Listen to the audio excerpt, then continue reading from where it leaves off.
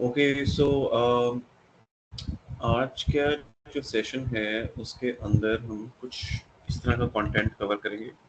Emotions and work performance का क्या ताल्लुक है आपस में, रिड्यूसिंग कॉन्फ्लिक्ट्स का भी ऑफ कोर्स इमोशन से ताल्लुक है, इमोशंस को डिटेक्ट करना और किस तरीके से वर्क प्लेस में आप तो एचआर हैं, आपके लिए बड़ा आपका कुछ एक्सपीरियंस होगा भी, हम इस पर भी बात करेंगे। Motivating your employees that's something के मेरे पास डिफरेंट कंपनीज जो है ना, ये प्रॉब्लम हमेशा लेके आती हैं। इनको मोटिवेट कैसे किया जाए? Of course there is one HR side, salary, bonuses, you know, gifts, presents, things like that. But there's this psychological aspect to it कि साइकोलॉजिकली कैसे मोटिवेट किया जाए। तो इसको इंशाल्लाह हम देखते हैं डिटेल में, and how to convince people. I think अगर और लोग होते तो ये इस स्पेसिफिकली वाले पार्ट से जो है ना, they can be it's can be really helpful for them कि लोगों को, चाहे वो आपके एम्प्लॉयज हैं चाहे आपका क्लाइंट है, साइकोलॉजिकली कौन कौन सी ऐसी टेक्निक्स हैं कि अगले बंदे को आप कन्विंस कर सकते हैं। सो स्टार्ट ये करते हैं कि आपके ख्याल से इमोशंस, बेशक एम्प्लॉयज में या लीडर्स में या एंटरप्रेन्योर्स में, आपको लगता है कि उनकी वर्क परफॉर्मेंस को अफेक्ट करता है किसी न किसी तरीके से? और करता है तो कोई एग्जांपल आपके साथ हुई हो पर्सनली, या आपने देखी हो सराउंडिंग्स में, या आपने देखी हो, तो प्लीज शेयर करें।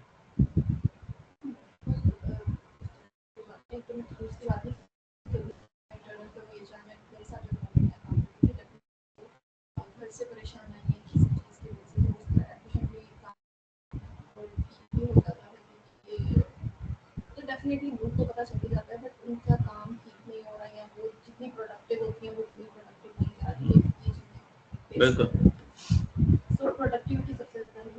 या क्वालिटी ऑफ वर्क भी होती है। हाँ जी,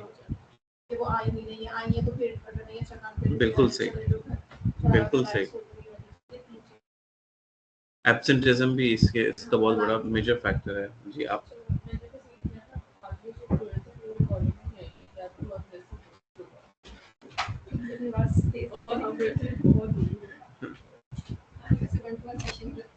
1-to-1, more like a 1-to-1 session।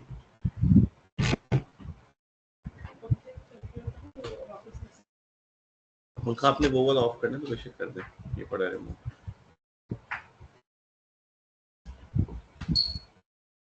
अच्छा, बिल्कुल आपने, आप सही कह रही हैं।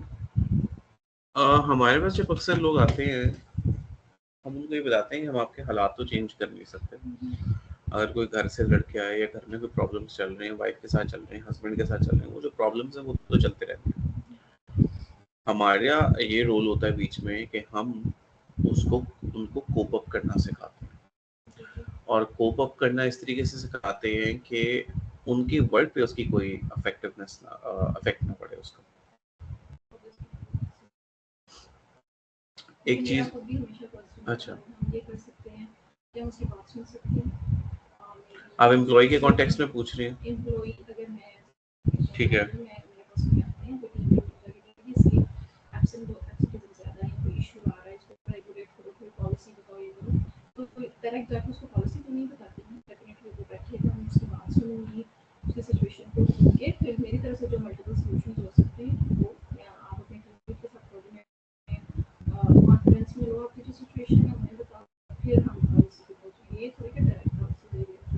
बिल्कुल, एब्सोल्युटली एग्रीड विद यू, बिल्कुल सही है।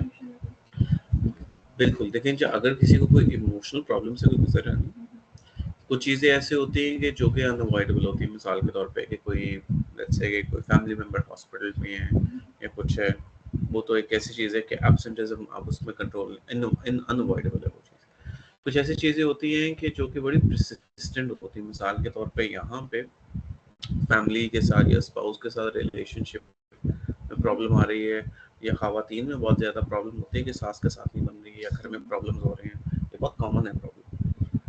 ये मैंने अपने एक्सपीरियंस में मेजॉरिटी जो है ना, जो फीमेल एम्प्लॉयज़ हैं उनके अंदर ये इश्यूज देखे हैं। हस्बैंड यूजुअली सपोर्टिव होते हैं, लेकिन घर में बाकी जो लोग होते हैं उनसे नहीं बनती। That's the reason why they actually working, because the husband is supportive. Anyway, उनको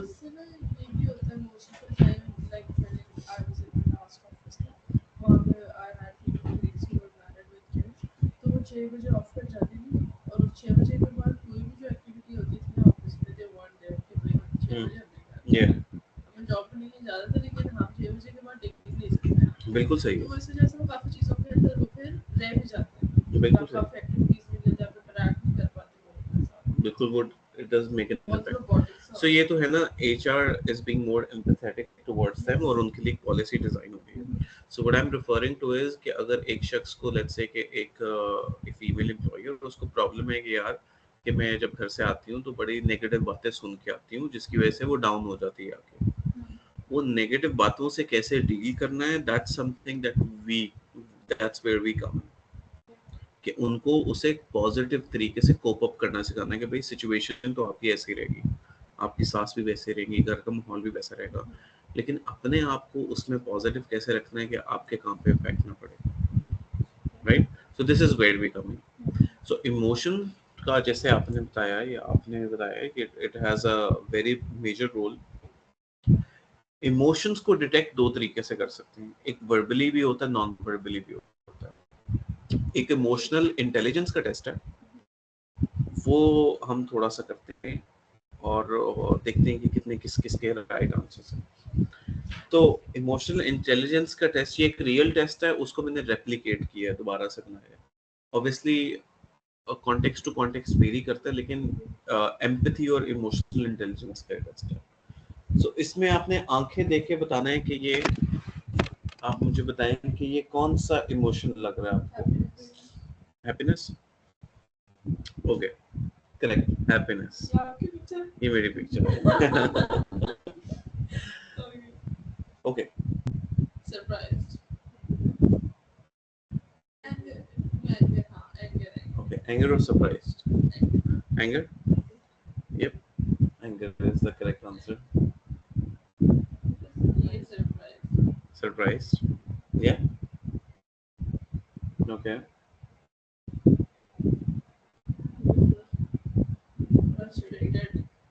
Frustrated.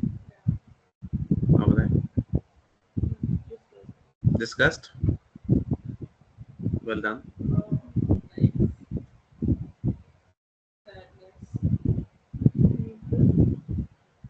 आप देखिए again. Neutral. Okay. Sadness. Yeah. That's neutral.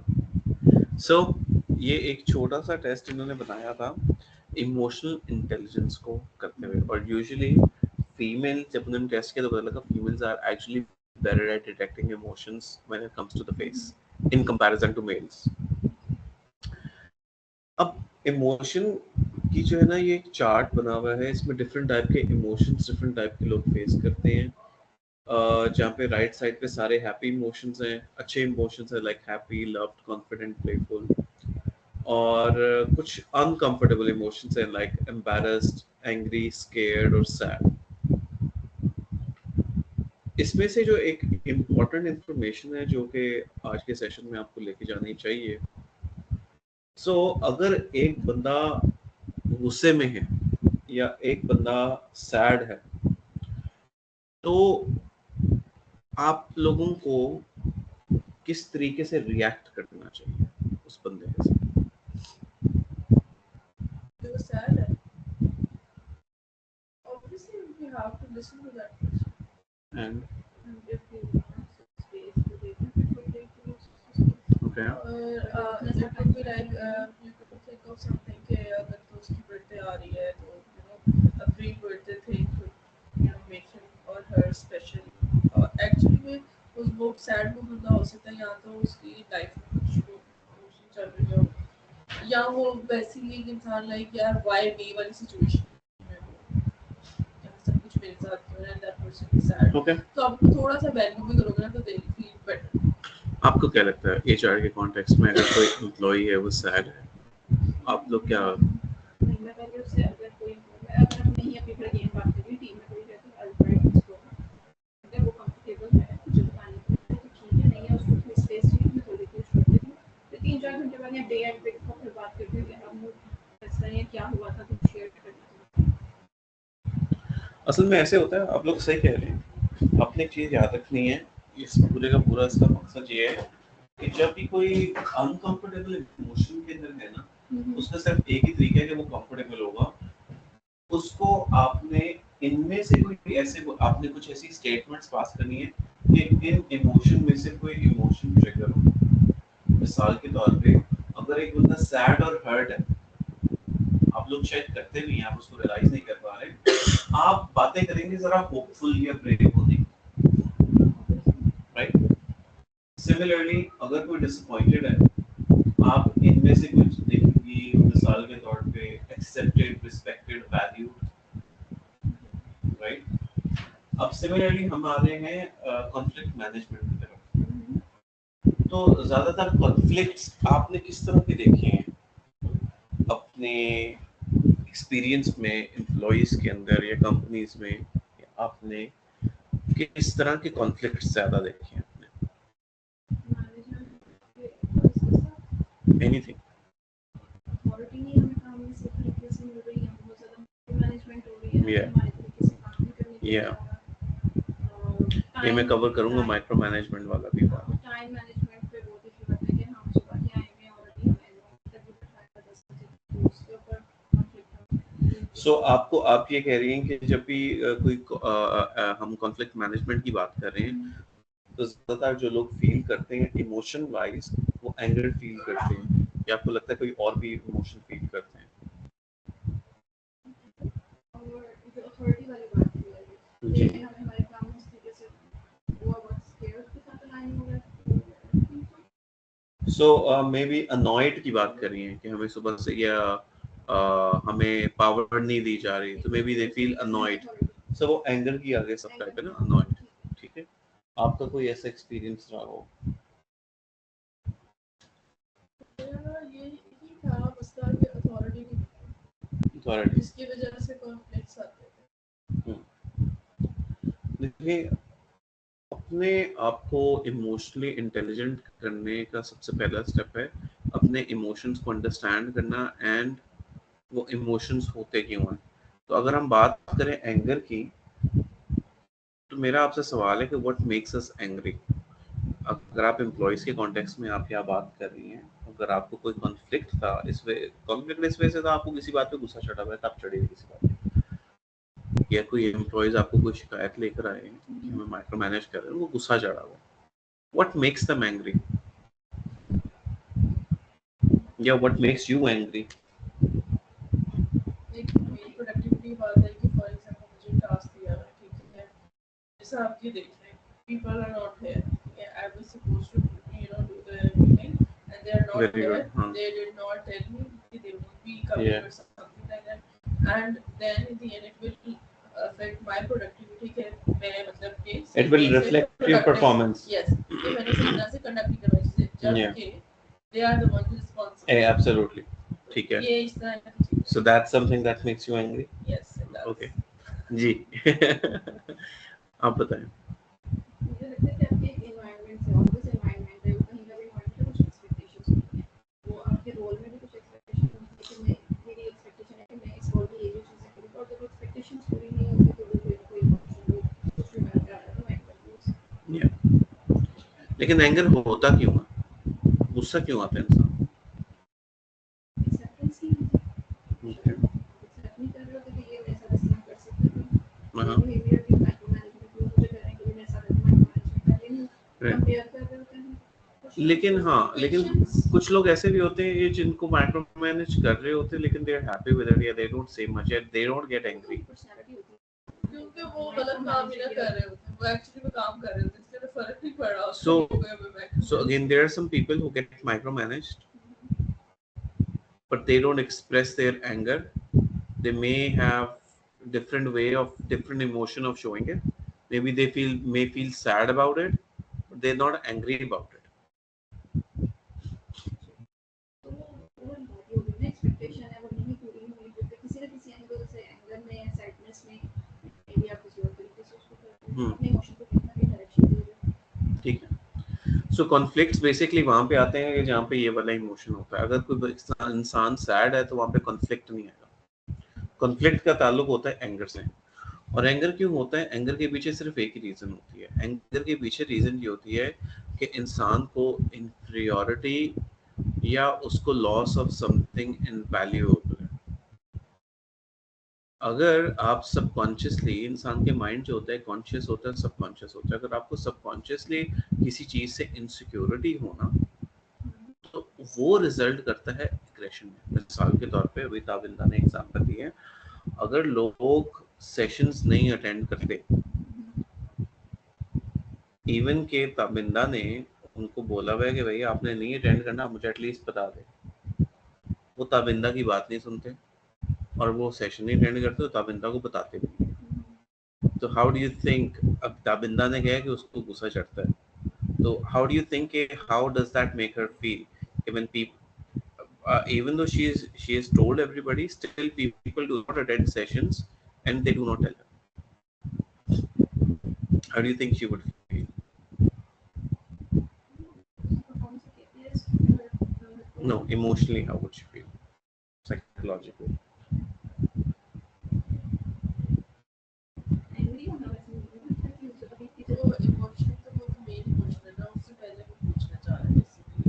मैं आपको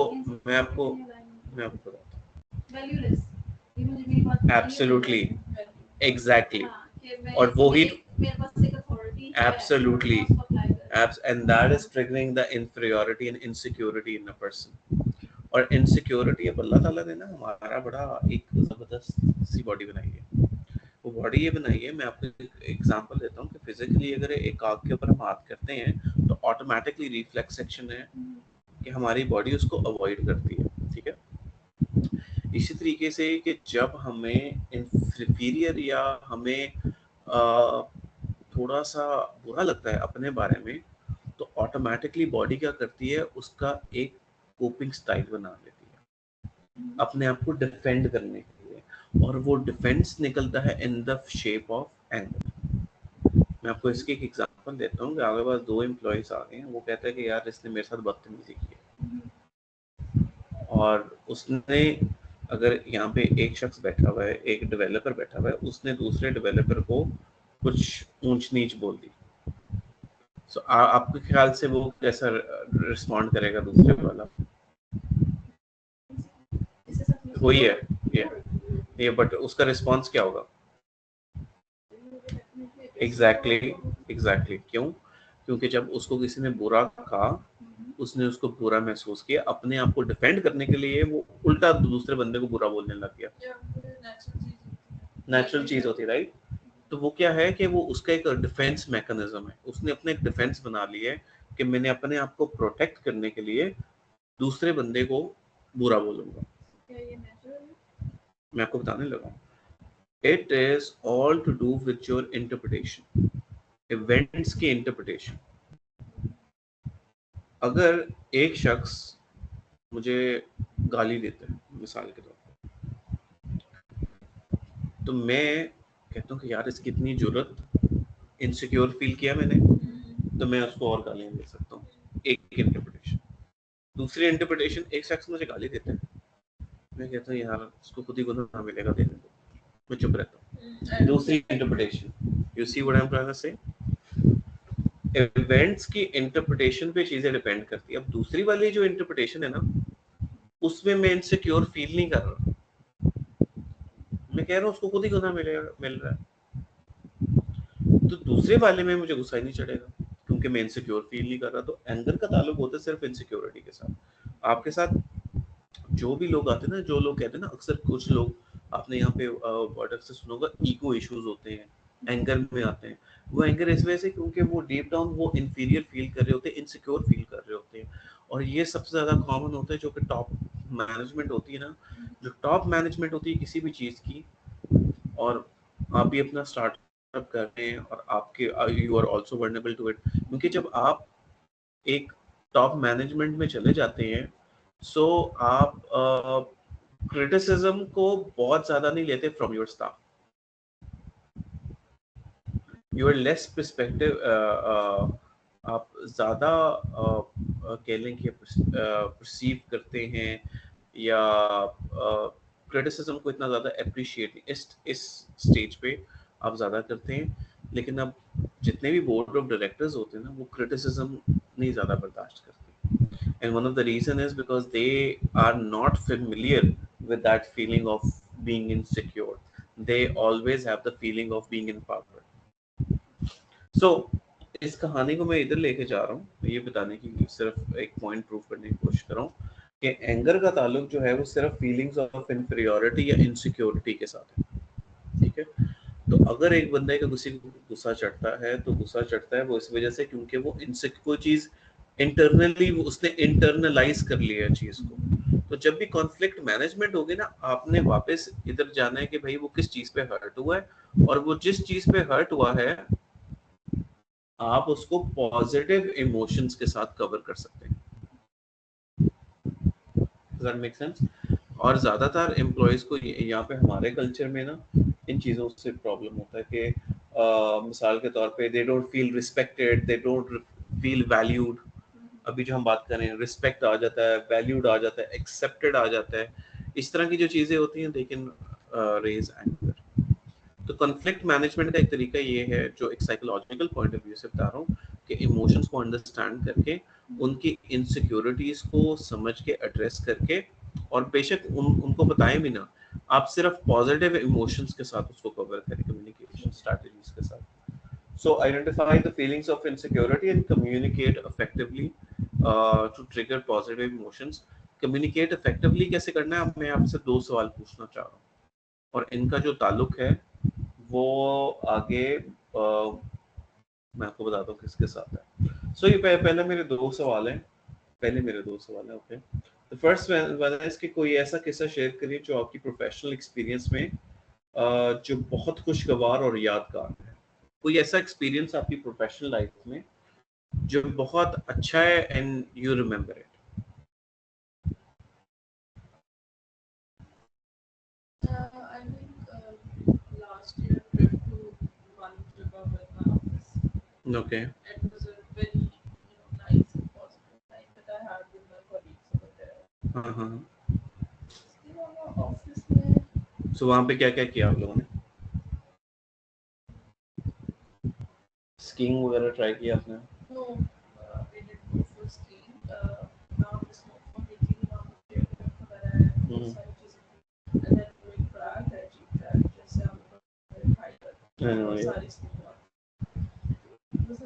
उसके बाद it was more like a holiday that we had, not a vacation. And you enjoyed your time with the colleagues? Yes. A good view and good company. Yeah. Okay. सोचना पड़ता या तो नहीं है या बहुत ज़्यादा है।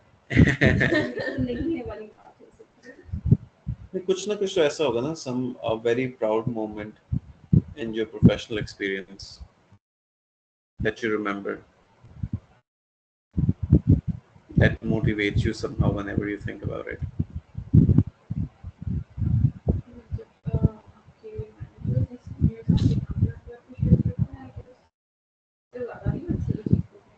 So मेरे अपने सेट टारगेट्स हैं, मैंने वो अचीव कर लिया, वो एक्नॉलेज ओके। सो आपके अपने टारगेट्स आपने जो सेट किए हुए हैं और वो उनके साथ भी अलाइन हो रहे हैं, उनके फील के हाँ कि प्रोफेशनल रिटायरमेंट की बात करें, क्योंकि मैं इतनी ज़्यादा सोशलाइज एक्टिव सोशलिंग एक्टिविटीज ठीक है, मेरी बर्थडे सेलिब्रेशंस ठीक है, ठीक है। क्वेश्चन नंबर 2 है कि आप अपनी प्रोफेशनल लाइफ में फ्यूचर में, मैंने उर्दू तरह अजीब सी लिखी है, आप अपनी प्रोफेशनल लाइफ में फ्यूचर में क्या गोल्स हैं और क्यों? तो प्रोफेशनल लाइफ में फ्यूचर गोल्स क्या हैं और क्यों हैं वो?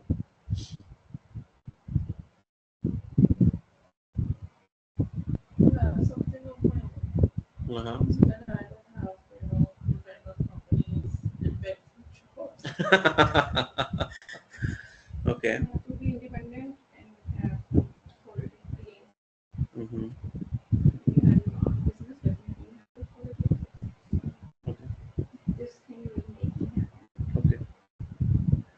आप बताएं, आप do you wanna just do something of your own because कि आपको ज़्यादा सेंस ऑफ सिक्योरिटी हो जॉब के रिस्पेक्ट में, या there is more to it? There's more to it. Like that was like not a job. Basically, doing job was never my life goal. This is a work experience that I'm gaining. This is my experience. This is my Yeah. learning. So again, I have my own passion of doing something of my own. Like what? Build something big of like I have to मैं अपना कोई brand launch which is the Like a clothing brand. clothing brand, makeup brand, anything Yeah. related to fashion. Okay. इसके पीछे emotion क्या था मुझे बोलो because I told you about my authority, I want independence. Yeah. That's fine. So yeah, doing something that I love, that I have passion for something. So ये जो मैंने आपसे कुछ सवाल पूछे हैं, आप इनको स्पेसिफिकली इंटरव्यूज में इस्तेमाल कर सकती हैं। ये मैंने इस वजह से पूछे हैं ताकि मैं रूट देखना चाह रहा हूँ कि अगर मैंने आपको मोटिवेट करना है एज अ पर्सन, तो मैं आप लोगों को किस तरीके से मोटिवेट करूँ। You get it? मुझे पता है exactly कि what are the things that are going to motivate you and what are the things that are going to motivate you, short term and long term both. Motivation की theories बहुत ज्यादा है। Motivation की जो सबसे अच्छी और शॉर्ट थ्योरी है ना, वो कहती है कि इंसान के अंदर 3 टाइप की होती है, need to power, need for achievement and need for affiliation. आपके अंदर जो पास्ट एक्सपीरियंस है ना आप दोनों का, आपने भी बताया आपको जो एक अच्छा इवेंट याद है वो आपके ट्रिप्स के साथ कॉलीग्स है, वो रेफर करता है need for affiliation. Need for affiliation मतलब कि एट द मोमेंट, अभी फ्यूचर में नहीं है, कि you want to be affiliated with a company where you work and your जहां पे आप एक अच्छा परफॉर्म करो, एक अच्छा रिलेशनशिप डेवलप करो उस कंपनी के साथ। ये इनका अभी करंटली इनको मोटिवेट करना है, so that's there mindset. Similarly आपका जो करंटली है that is need for achievement. क्यों? क्योंकि आपने बोला कि भाई मैं अपने गोल सेट करती हूँ, गोल्स को मीट करती हूँ, they should align with the people या जो भी आपके सीनियर्स हैं उनके साथ केपीआईज मैच होने चाहिए। अब दोनों के फ्यूचर गोल्स डिफरेंट है। वो दोनों के फ्यूचर, आपका जो फ्यूचर गोल है ना लॉन्चिंग ब्रांड, वो आता है नीड फॉर अचीवमेंट में। आपके अंदर एक नीड है कि मैंने कुछ अचीव करना है लाइफ में, that's your motive and that's going to remain your motive. doesn't matter whatever happens in life, maybe it gets delayed but it's going to be there, क्योंकि ये चीजें जो है वो साइकोलॉजिकल नीड है आपकी। Basically, ये idea तब तक जब से मैं university से गया। Yeah. So it's still stuck here unless I do something about it. Maybe मैं आपको चीज बताता हूँ, ये जो चीजें होती है ना ये आपकी सबकॉन्शियसली होती है। आपके प्लान्स चेंज हो सकते हैं लेकिन आपकी अचीवमेंट की नीड नहीं खत्म होती। मे बी आप क्लोथिंग ब्रांड ना करें, मेकअप ब्रांड ना करें, मे बी आप कुछ और कर लें, मे बी टीएसटी के साथ कुछ कर लें, I don't know, but the main need is going to remain the same, that is need for achievement. And similarly आपने जो बताया कि आपको जो फ्यूचर गोल्स हैं, आपने वर्ड इस्तेमाल किया अथॉरिटी का, that means in the future direction इस पे तो आप मौजूद हैं, लेकिन ये trying to switch here, need for power, right? अब ये जो बेसिक चीजें हैं ना, ये इस वजह से इम्पोर्टेंट है। अक्सर लोग पूछते हैं, जो मैंने बताया था कि यार लोगों को मोटिवेट कैसे करना है, तो उससे ये जानना पहले जरूरी है कि मोटिवेट उनके क्या गोल्स हैं, वो किस चीज से मोटिवेट होते हैं। तो मिसाल के तौर पे अगर आपकी नीड फॉर अचीवमेंट है इस वक्त, so if I want to motivate you, you tell me how can somebody motivate you at the moment? Acknowledgement of my work effort. Okay.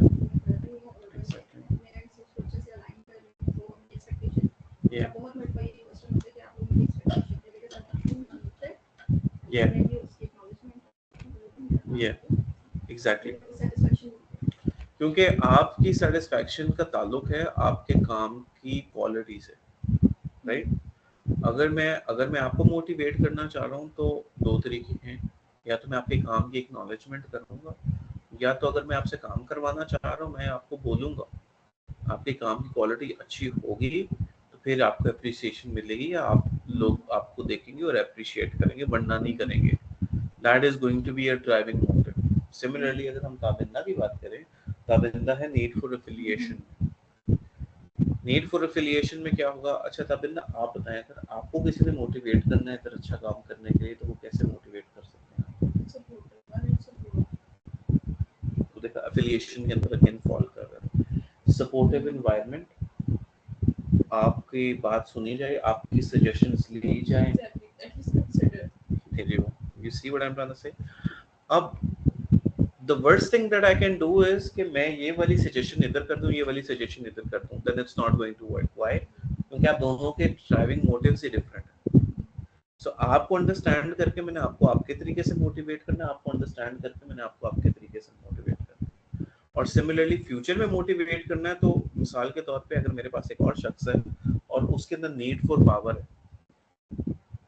आपके अंदर भी नीड फॉर पावर थी, तो आपने टीएसटी का जो इनिशिएटिव है वो कहीं ना कहीं आपको माइंड में क्लिक किया, यार अपना काम होगा, अपनी कंपनी होगी, थिंग्स लाइक दैट। ठीक है, तो जितने भी लोग होते हैं ना नीड टू पावर वाले, आपने उनको हमेशा वन स्टेप ऊपर दिखाना होता है कि यार तुम काम करोगे, तुम सुपरवाइजर बनोगे, तुम सुपरवाइजर में अच्छा काम करोगे तो तुम मैनेजर बनोगे, तुम अच्छा काम करोगे तो तुम जनरल मैनेजर बनोगे। Make sense? Similarly need for achievement वालों को हमने ये बताना होता है कि भाई what are the things that आप किस मुकाम तक पहुंच सकते हो। मिसाल के तौर पे अगर आप एचआर सर्विसेज कर रही हैं, तो यार अगर आप काम अच्छा करोगे, लगे रहोगे, तो आप फ्लां सर्टिफिकेशन कर लोगे, तो यू नो आप ऐसी सर्विसेज ऑफर कर सकते हैं जो बाकी नहीं ऑफर कर रहे। Things like that. You have to be different. जो ताबिंदा का फ्यूचर गोल है कि she wants a need for achievement, यार मैं कोई एक ऐसा काम करूं कि जो मेरी आइडेंटिटी का पार्ट बने।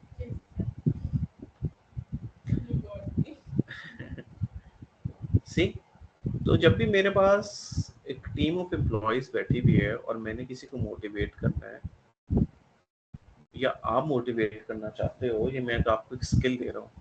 मोटिवेट करने से पहले आइडेंटिफाई करें, इन दो क्वेश्चन से आइडेंटिफाई कर लें भाई वो किस चीज़ से मोटिवेट होने वाला है, फिर वो जिस चीज़ से मोटिवेट होते हैं उसी को रख के मोटिवेट करें होंगे। और ये सिर्फ इसके अंदर चीज़ नहीं है, ये आप मैं आगे आगे आगे इसके अंदर बताता हूँ, बल्कि इसको ज़्यादा एक्सपैंड करता हूँ। अब इसमें हम लास्ट चीज़ पे चलते हैं, साइकोलॉजी ऑफ परसुएशन के अंदर। परसुएट किस तरीके से किया जाता है लोगों को, इसके 3 टेक्निक्स के ऊपर हम बात करेंगे। एक है एम्पथाइजिंग, एक है अंडरस्टैंडिंग बिलीव्स, और एक है तीसरा है improving communication. Obviously communication from the psychological perspective. तो पहली चीज है एम्पैथी। एम्पैथी का किसी को मतलब पता है क्या है? Sympathy is different. हाँ, But empathy is you put yourself in their shoe yeah, and understand them wholly. Maybe I understand you Yeah. and I feel you being there. Sympathy वो होती है आप empathy दे रहे हो किसी को। हाँ बिल्कुल ठीक है। आपने कोई अपनी प्रैक्टिस के अंदर किसी एम्प्लॉय को या किसी के इश्यूज को आपने एम्पथाइज करने की कोशिश की, और की है तो कैसे की है? previous experience को mention करके कि ये वाली situation मेरे साथ भी हुई और अगर आपके साथ ये वाली situation हुई है और इसमें उस टाइम पे मैंने ये किया था तो आपको ये करना चाहिए या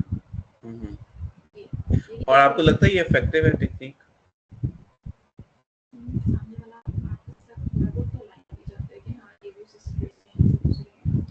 ये लेकिन हो सकता है आपके जो टेक्निक वर्क कर रही है वो उस पे टेक्निक नहीं वर्क कर रही।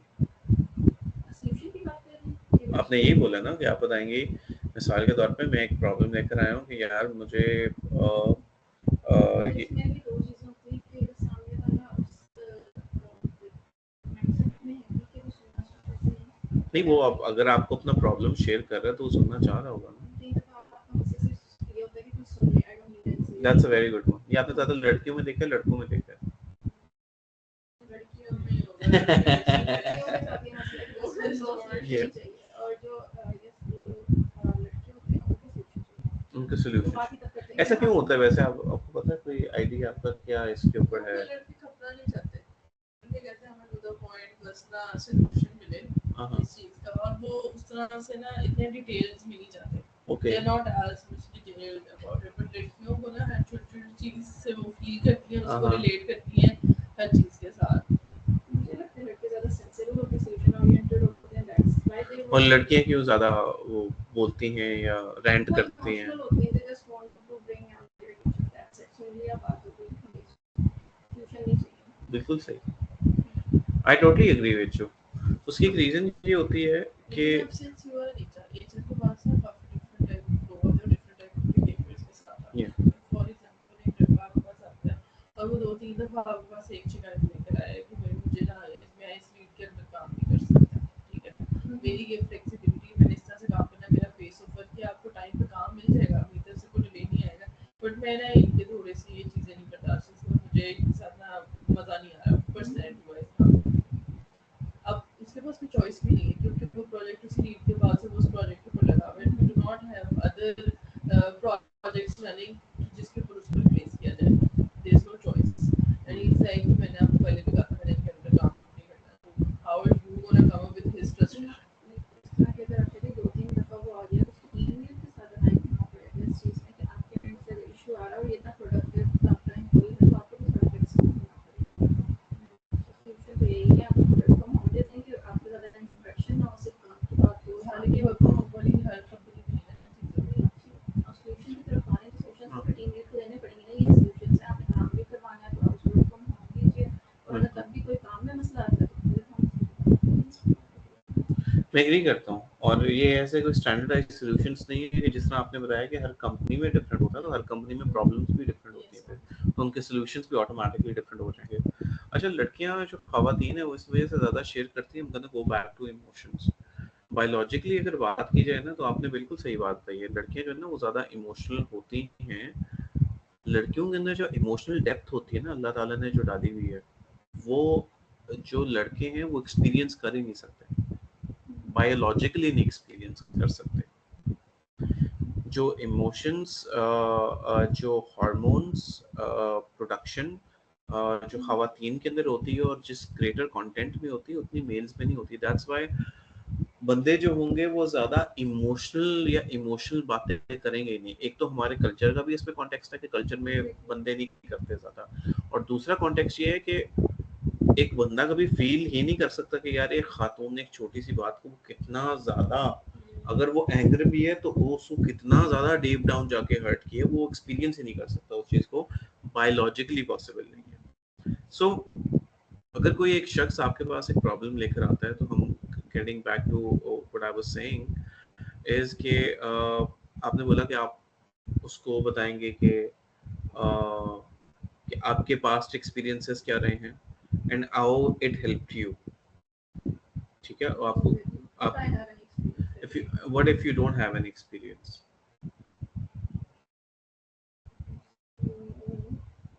एम्पैथी भी कैसे शो हो सकती है जब अगर आप इस सिचुएशन में नहीं हो, आपने उसको ये शो करना है कि उसको ये फील आनी चाहिए कि आप उसको अंडरस्टैंड कर रहे हो, उसको हर तरह से सपोर्ट करोगे उसकी प्रॉब्लम को, उससे पूछोगे। यहाँ पे ट्रिक है, आपने उसकी प्रॉब्लम को एक्सप्लोर नहीं करना ज़्यादा, एम्पैथी आपने शो करनी है। एम्पैथाइज करना और एम्पैथी शो करना दो डिफरेंट चीजें हैं।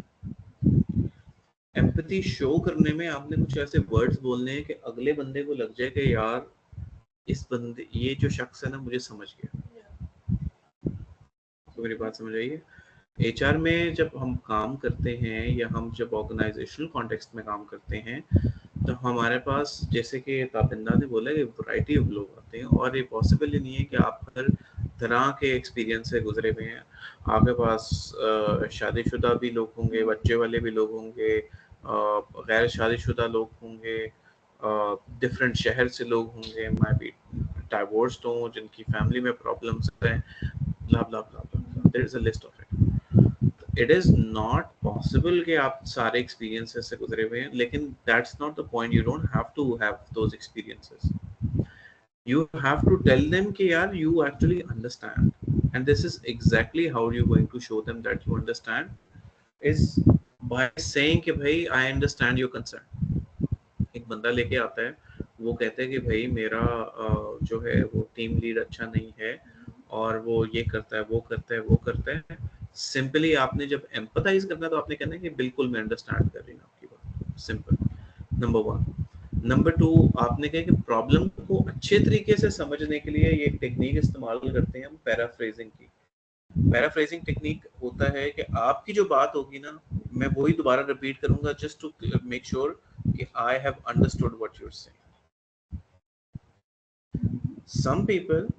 सम पीपल जिस तरह कि आपने बताया कि आप अपनी बात कहते हैं कि अच्छा मेरे साथ ऐसे हुआ है, they don't want to hear you, they are there to express their concern. जैसे कि आपने मुझे बताया, they are there to express their concern. They don't want to know what happened with you. They want to tell you what happened with them, and they want you to understand. And this is exactly how you're going to understand it. The first step towards the solution is understanding them. Understanding them कैसे कि number 1 आप उनको बताएं कि भाई मैं understand करती हूँ आपकी बात, और पैराफ्रेजिंग टेक्निक से मेक श्योर कर लें कि आपको उनका पॉइंट ऑफ व्यू बिल्कुल क्लियर है।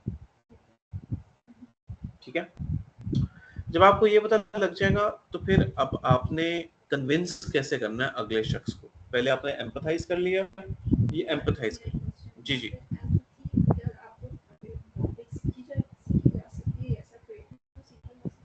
बिल्कुल, दोनों नहीं, ऐसे नहीं होता, ऐसे नहीं होता।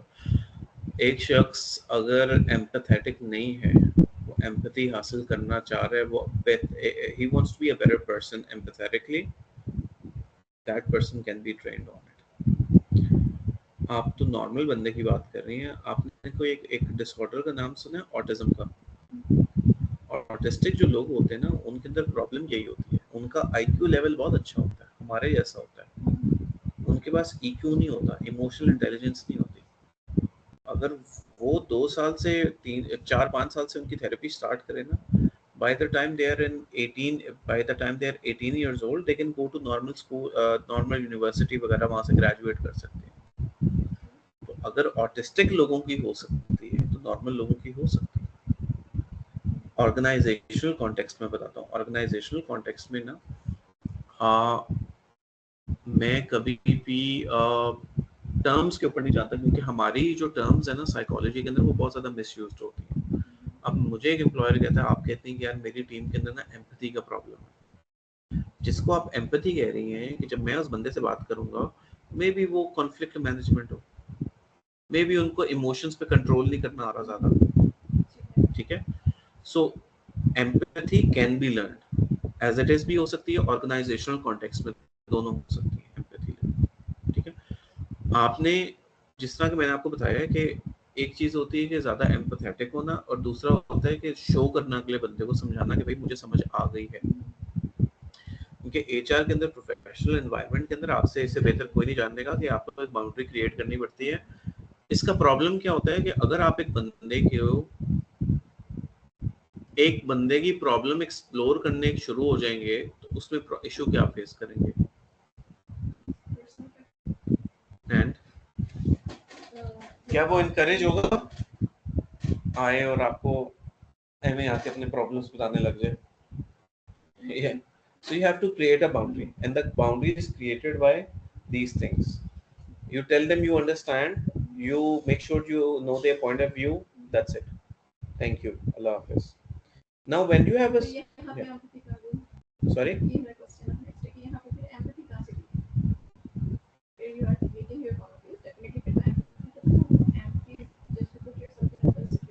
yeah, so this is done by under empathy is context में नहीं, so ये empathy इसमें है कि आप अगले बंदे का point of view understand करने की कोशिश करें, that's it। मिसाल के तौर पे मैं कहता हूँ कि यार यहाँ पे जो है ये फैन नहीं होने चाहिए यहाँ पे, और एसी भी नहीं होना चाहिए यहाँ पे। ठीक है, अब बेशक आप मेरे पॉइंट ऑफ व्यू से डिसएग्री कर रही हैं, लेकिन आप मुझे बोलेंगी, आप मुझे बताएं, मैं कहता हूँ कि आप यूजिंग दिस टेक्निक, मैं कह रहा हूँ कि यार यहाँ पे पंखे भी नहीं होने चाहिए, यहाँ पे एसी भी नहीं होना चाहिए, क्योंकि बस ये ज़्यादा फ्रेंडली नहीं, मुझे नहीं अच्छा लग रहा। आप पहले सिर्फ एम्पथाइज करें ये टेक्निक्स को। अच्छा, ये नहीं क्या, मैं आपको बताता हूँ। Yeah. नहीं, इसमें क्योंकि आपने एग्री नहीं करना, क्योंकि मैं बहुत एक बकवास बात कर रहा हूँ, आप एग्री नहीं करेंगे इससे। आप बोलेंगी सो यूज, अब आप मुझे ये चीज बोलें या कोई और प्रॉब्लम बोलें और फिर मैं एम्पैथाइज करता हूँ टेक्निक से।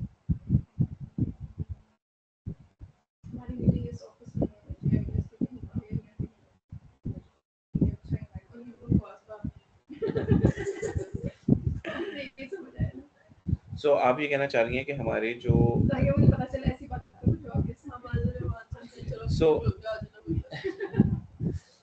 सो आप ये कहना चाह रही हैं कि हमारी जो एवरी वेडनेसडे को 4 से 5:30 बजे मीटिंग होती है, आपके ख्याल से इस ऑफिस में नहीं होनी चाहिए। चलो ठीक है, मैं अंडरस्टैंड करता हूँ, पॉइंट टेकन।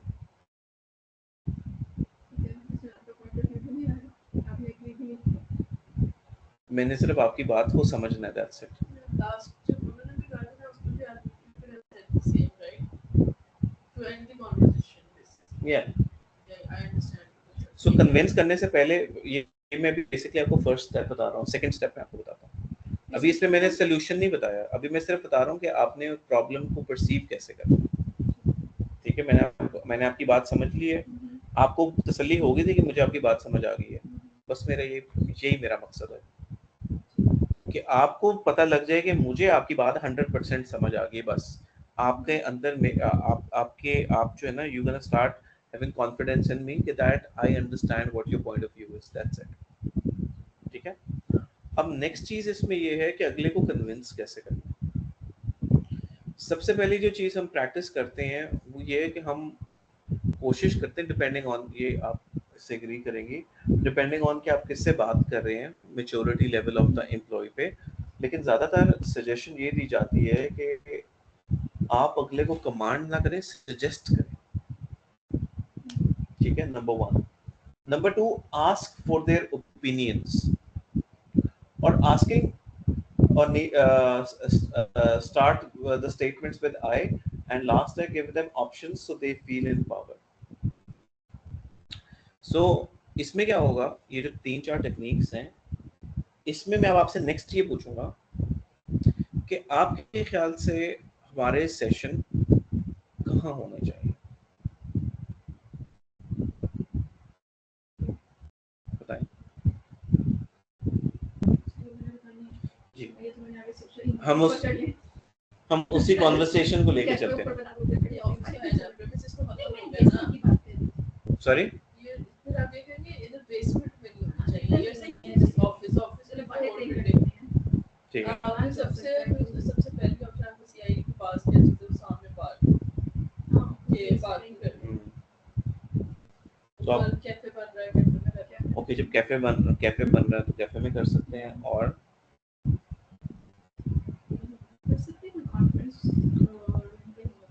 कर सकते हैं मे भी कहीं जाके हम बैठ के कर सकते हैं। इस तरह के 3-4 ऑप्शंस आप, या हम ऑनलाइन कर सकते हैं, या हम ऑनलाइन कर सकते हैं, बिल्कुल ठीक है। आपने 4-5 मुझे ऑप्शंस दे दिए, ठीक है। अब मेरा मकसद ये है आपसे ऑप्शंस लेने का, क्योंकि मैं आपको डिसीजन मेकिंग के अंदर इन्वॉल्व कर रहा हूँ। मैं आपको डिसीजन मेकिंग में इन्वॉल्व कर रहा हूँ, तो आपको कैसा फील होगा as an employee? you are feeling part of the process.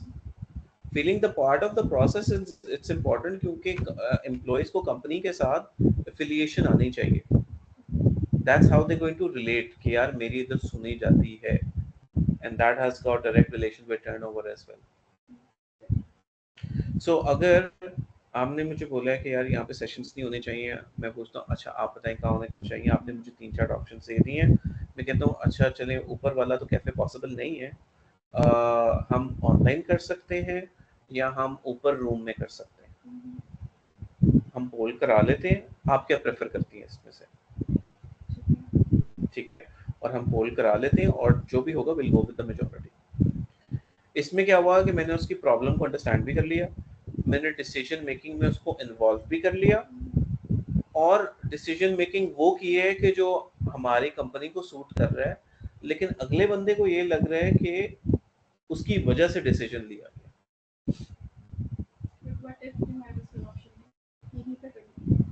So for example, कि हमारे पास कोई ऑप्शन नहीं है, तो कैसे कन्विंस करेंगे? बिल्कुल हम ठीक है। अक्सर इसी तरह की प्रॉब्लम आप मुझे कोई स्पेसिफिक प्रॉब्लम बताएं और आप मुझे बताएं आपने कैसे उसको इनकाउंटर किया, और फिर मैं बताऊंगा कि आपको इस टेक्निक से आप उसको कैसे।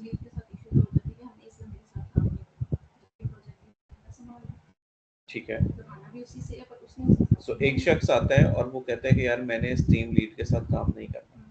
ठीक है, आपने इन प्रॉब्लम्स को किस तरीके से पहले डील किया, पहले मुझे ये बताएं। आप टीम लीड से बात करते हैं, ठीक है,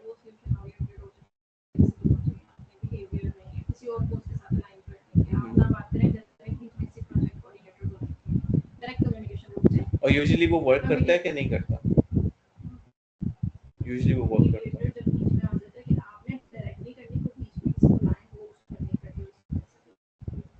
सो बेसिकली ये है कि अगर मुझे अपने टीम लीड से प्रॉब्लम है, तो मुझे कोई प्रॉब्लम है, मैं टीम लीड को डायरेक्टली बोलूंगा, मैं एक थर्ड पर्सन को बोलूंगा, वो टीम लीड से कोऑर्डिनेट करेगा।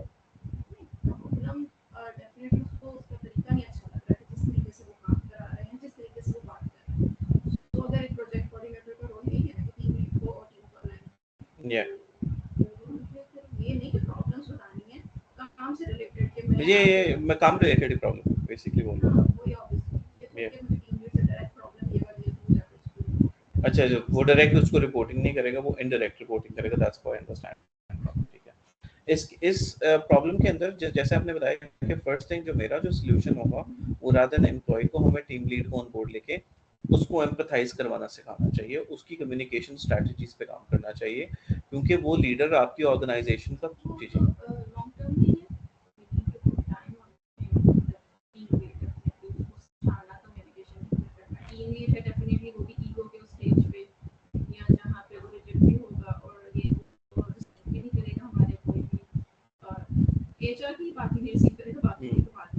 बिल्कुल ठीक है,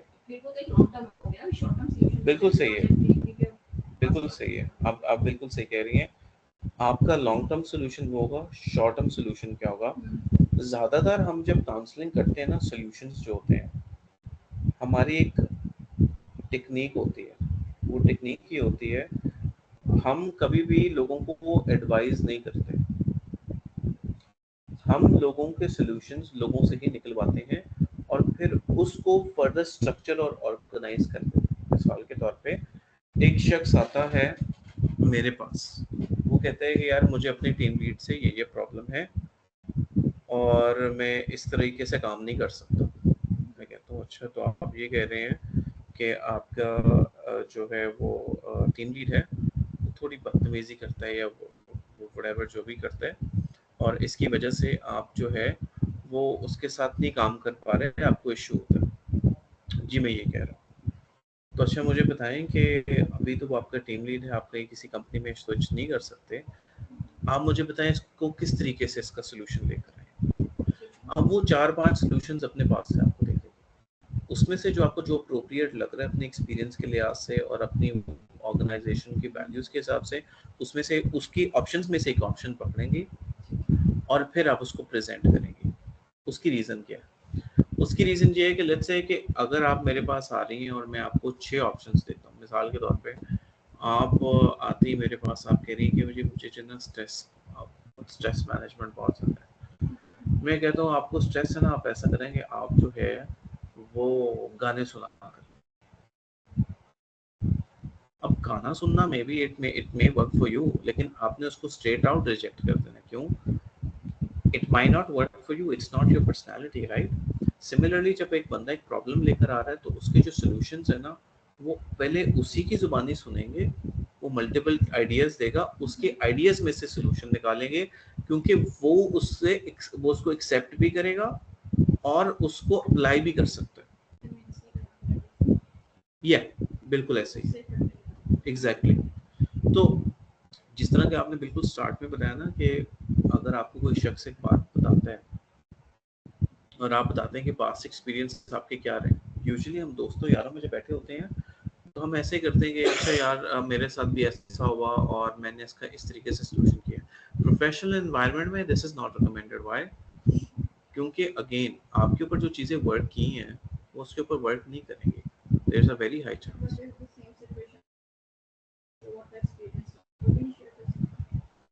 जैसे कि एग्जांपल दें। जैसे कि सिचुएशन में वो है कि जैसे हम स्टूडेंट हो के साथ या किसी और किसी ऑर्गेनाइजेशन में कोई पास्ट एक्सपीरियंस में सेम सिनेरियो हो उसको हम नहीं कर सकते। It's not recommended. उसकी रीजन ये है कि उस शख्स को लगेगा कि यार कि you are trying to categorize him like an just another person in the company. उसको जो इम्पोर्टेंस फील होनी चाहिए वो उसको इम्पोर्टेंस फील नहीं होगी। अगर आप उसको बिठा के उसकी बात सुनते हैं और उसकी बात को अंडरस्टैंड करते हैं और उससे पूछते हैं सॉल्यूशंस, तो उसको लगेगा कि यार मुझे 1-to-1 कैटर किया जा रहा है, so he is gonna start liking it. और उसकी ऑर्गेनाइजेशन, एक चीज होती है जिसको हम कहते हैं ऑर्गेनाइजेशनल कमिटमेंट, आपने शायद सुना हो, एचआर के अंदर आपको आइडिया हो, तो उसकी ऑर्गेनाइजेशनल कमिटमेंट बढ़ जाती है। दो चीजें होती हैं, एक होती है आपकी कमिटमेंट, जॉब कमिटमेंट, और एक होती है ऑर्गेनाइजेशनल कमिटमेंट। कुछ लोग होते हैं अपने काम के साथ बड़ा कमिटेड होते हैं लेकिन ऑर्गेनाइजेशन के साथ नहीं होते। अब ये जो छोटे छोटे फैक्टर्स हैं ये आपका एक वर्क कल्चर बनाते हैं। जैसे ताबिंदा ने बोला था सपोर्टिव एनवायरनमेंट, तो अभी जो आपको टेक्निक बताई ये सपोर्टिव एनवायरनमेंट के लिए, ये लोगों की ऑर्गेनाइजेशनल कमिटमेंट बढ़ाती है। चलिए जी, एक और क्वेश्चन है आप लोगों से कि कभी आपके साथ ऐसा हुआ है कोई बात समझाना चाह रहा है लेकिन आप किसी को बात कोई समझाना चाह रहे हैं लेकिन वो समझ नहीं पा रहा? कोई एग्जांपल देंगे कि आप लोगों के साथ क्या ऐसा हुआ? मैंने सुना कि आपकी सिचुएशन में आती है दो तीन कलीग्स की आपस में लेके सीनियर है जूनियर आपस में की बहस हो गई, जिसमें एक उठ के चली गई और एक पेयर के पास में नहीं क्या वो बिल्कुल बहुत ज़्यादा इमोशनली इतनी इमोशनल हुई थी कि वो रोना शुरू हो गई, वो सुनने के मूड में कुछ नहीं। हाँ बिल्कुल होता है। वो बहुत ज़्यादा इमोशनल, और मुझे लग रहा था कि वो सिर्फ इस एक ही कोई इतनी बड़ी बात नहीं थी, मुझे रियलाइज हो गया था कि कोई और भी बहुत सारी चीज़ें जो उसके दिमाग में चल रही हैं। एब्सोल्युटली और वो बस उसको एक पॉइंट मिला वो एब्सोल्युटली बिल्कुल सही कह उस रहे टाइम हैं। पे वो मेरी कोई बात नहीं सुन रही। सो मैंने उससे यही कहा था कि अभी के लिए पहले मैंने उसकी सारी बात सुनी, वाकया उसने बताया जिससे मुझे फील आया कि ये कोई इतनी बड़ी बात नहीं है। या सेकंड वही आई गेस कहीं ना कहीं वही चीज़ें जो आप बता रहे हैं, उससे मैंने पूछा कि अभी क्या करना है, तो शी सेड मैं घर जाना चाहती हूँ। ठीक है, ये लोग बोल रहे हम इसके साथ बात करेंगे, कल हम ठीक है, जाओ रिलैक्स हो जाओ। बिल्कुल सही है, 100%। बड़ा बेहतरीन, इसको हम बोलते हैं cooling of period. Cooling of period आपने जनरेट कर दिया। मैं इस पे एक कमेंट जिस बात में आके ना कुछ गलत ही कर जाता है, बिल्कुल इसलिए वो बाद में खुद भी रिग्रेट करता है यार हाँ, तो सबसे उसको जरा स्पेस ज्यादा ही बोल देना दिया है। या कुछ गलत कर या दिया। थोड़ा सा स्पेस दिया तो फिर वो वापस आके रियलाइज करे तो बात ही नहीं थी ऐसी। बिल्कुल और ये होता है ना, इस तरह की सिचुएशन में हो सकता है वो किसी थर्ड पर्सन की बात आपको कर दी थी, गुस्से में आ गई, क्या वो पता वो ऐसी ऐसी है, हाँ, उसने एक के बाद में वो खुद ही सोच लिया यार गलत है। बट एक एचआर पर्सन को अगर कोई बात कर भी देता तो हम उस तरह उस चीज को नहीं कर हाँ, सकते। लेकिन Yeah. वो एक और बात सेल्फ की बात कर रही हूँ ना, उसको खुद बुरा फील होगा। अच्छा, इसमें ऐसे है कि एक जो आपने चीज़ बताई ना वो आपने बिल्कुल सही बताया। मेजॉरिटी लोगों के साथ ऐसे होता है कि जब आपको कोई ऐसी बात छोटी लग रही है ना और उस पर वो रोने लग जाते हैं या वो आउटबर्स्ट देते हैं। अज़ान का वेट कर ले फिर।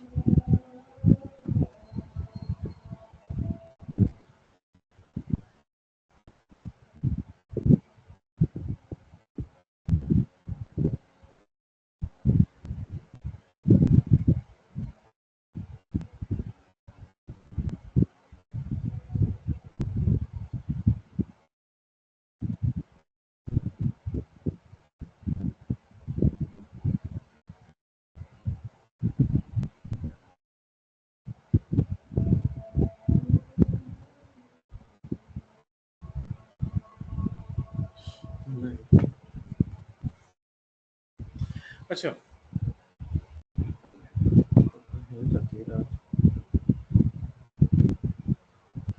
अच्छा, उसकी रीजन यही आपने जो बताया ना कि अक्सर आपको बात ऐसी लगती है, लोग इमोशनल आउटबर्स्ट आते हैं, इसका मतलब यही है जब इमोशनल आउटबर्स्ट होता है ना, that is an indication of lots of things going in the back. जैसे कि आपने बताया, वो बिल्कुल सही बताया कि अगर ये इंसान की कैपेसिटी है इमोशंस की, तो ये उसके अंदर प्रॉब्लम्स जब फिलअप होते जाते हैं, तो उसके बाद इमोशनल आउटबर्स्ट आता है। और यूजुअली ऐसी बात होती है जो बिल्कुल छोटी सी होती है, क्योंकि उसके पीछे पूरा का पूरा बैकग्राउंड होता है।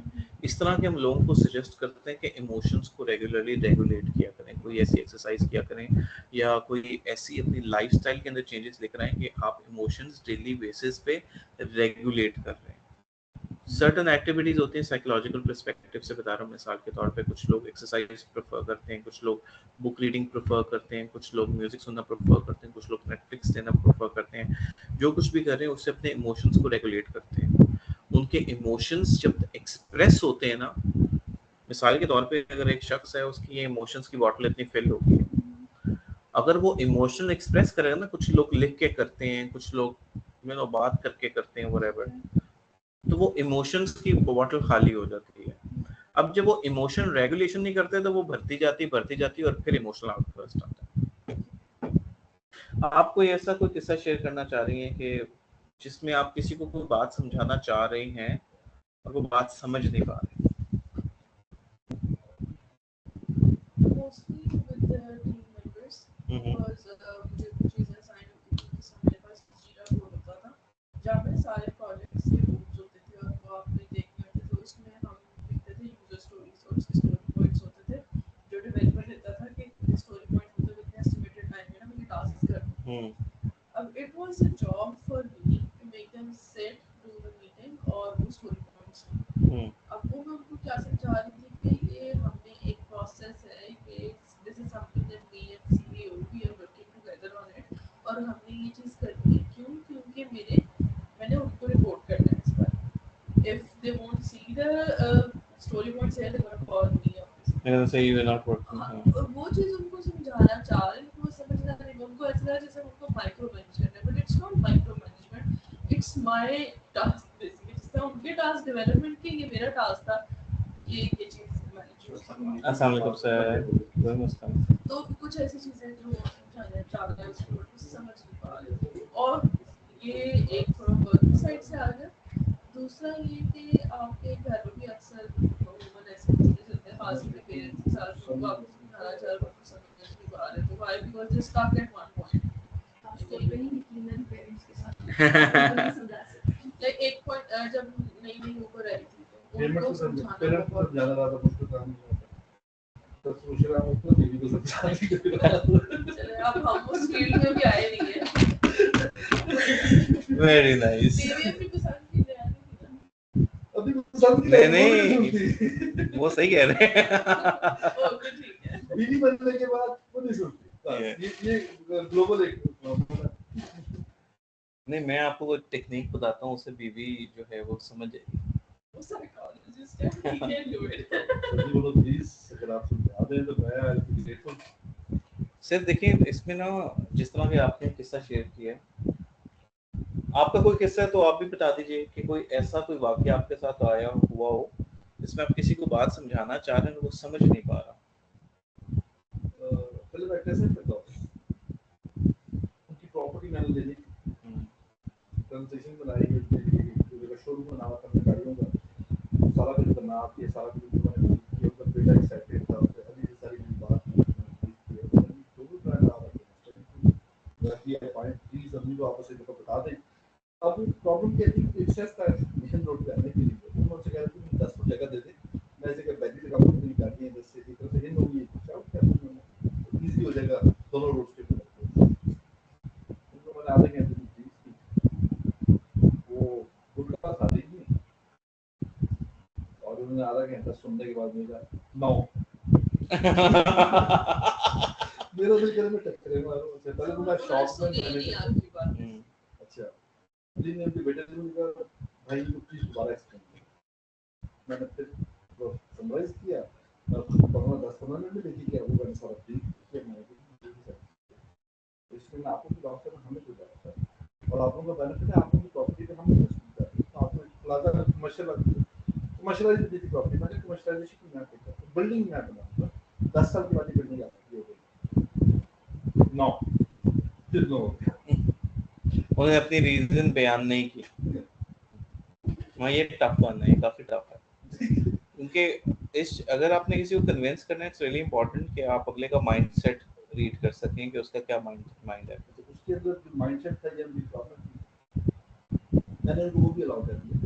वो कहती थी शी वाज बेसिकली एलिटिश, तो उनके वहाँ से ना वो जो क्या कहते हैं उसको, जुलजना कहते हैं, तो जुलजना बेसिकली निकलता था शहर से घर पे आके होता था, तो 9-10 मुहर्रम के उसके आसपास एक दिन था या टाइम था जिसमें वो प्रॉपर्टी चाहिए होती थी। मैंने उनको ये भी ऑफर कर दी कि सारी प्रॉपर्टी मैं अपना ऑफिस ऑफ रखूँ उन दिनों में, तो आप अपना जो भी आपका है वो ऑफ करें, तो एटलीस्ट हमारी वजह से आप बॉदर नहीं करें, और मैं अपनी जगह भी आपको एक्सेस दे दूँगा कि आप बात बाथरूम में ये सारा यूज़ कर लोगों को जानना। तो आई वाज कोऑपरेटिंग हर तरह से, पर वो समटाइम बुजुर्ग है ना, उनकी अपनी रीजन आदत नहीं है, अपनी आदत नहीं।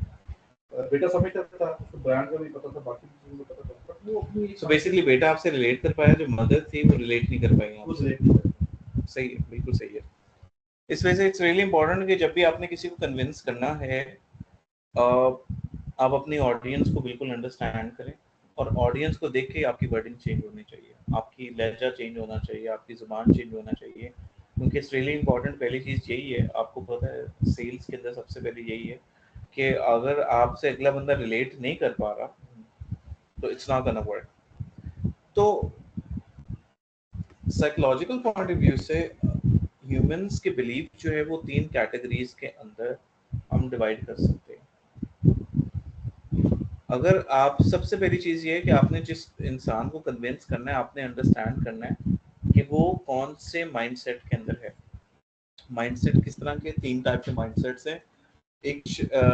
कुछ लोग होते हैं जो कि लॉजिकल एनालिटिकल माइंडसेट में ज़्यादा रहते हैं,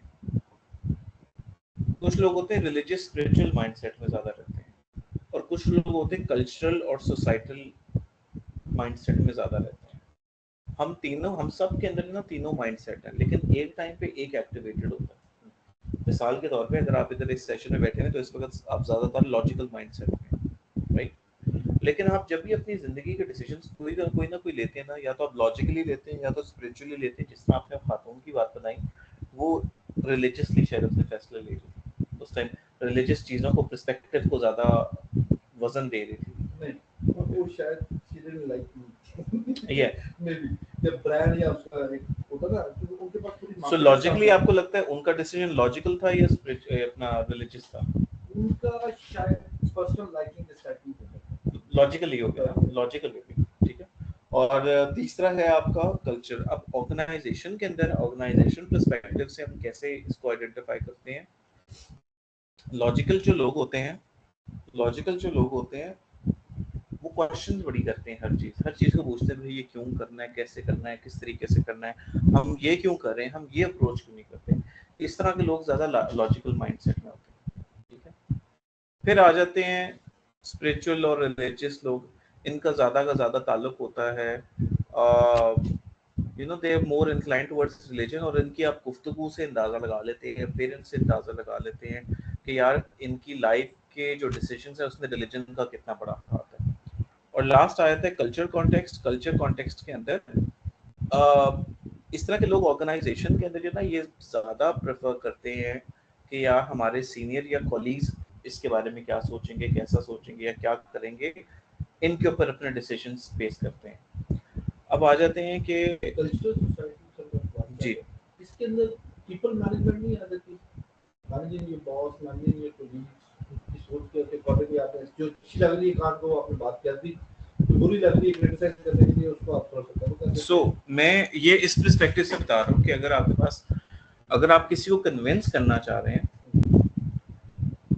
कन्विंस करने के लिए इम्पोर्टेंट ये है कि आप उस शख्स का माइंडसेट समझें।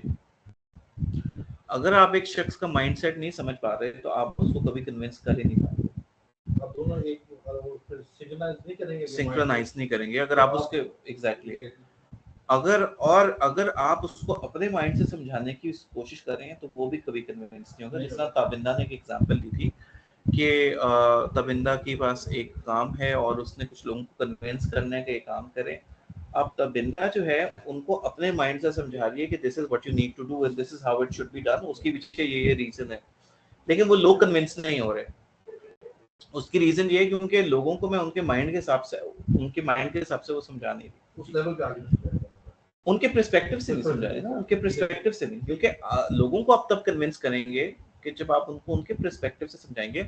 मैं कुछ आपको नॉर्मल एग्जांपल्स देता हूँ, फिर आपको ऑर्गेनाइजेशनल कॉन्टेक्स्ट के एग्जांपल्स देता हूँ, बल्कि आपके ज़हन में कोई आए तो आप बताइएगा। मिसाल के तौर पे मैं आपको एग्जांपल देता हूँ कि एक शख्स से मेरी गुफ्तगू हो रही थी और उससे मैं बात कर रहा था कि यार ये मेडिटेशन करना ना एक ज़रूरी है, मेडिटेशन करना, अपने आप को स्ट्रेस फ्री रखना एक ज़रूरी चीज़ है। तो वो इस बात से ना डिसएग्री कर रहा था, ठीक है। अब मैंने बातों से अंदाज़ा लगा लिया था कि यार ये बंदा जो ना इस वक्त अपनी रिलीजियस स्टेट ऑफ माइंड में है।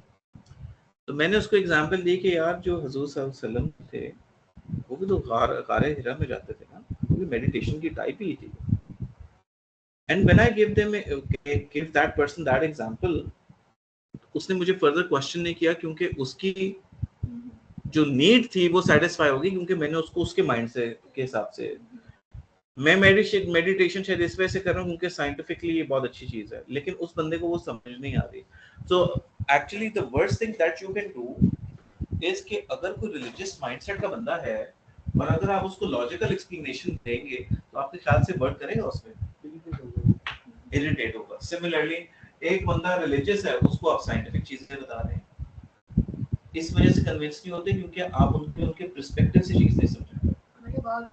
बात एक ही है, आपने उनको उनके माइंड के हिसाब से समझना है। सिमिलरली एक लॉजिकल चीज आपने करनी है, ठीक है।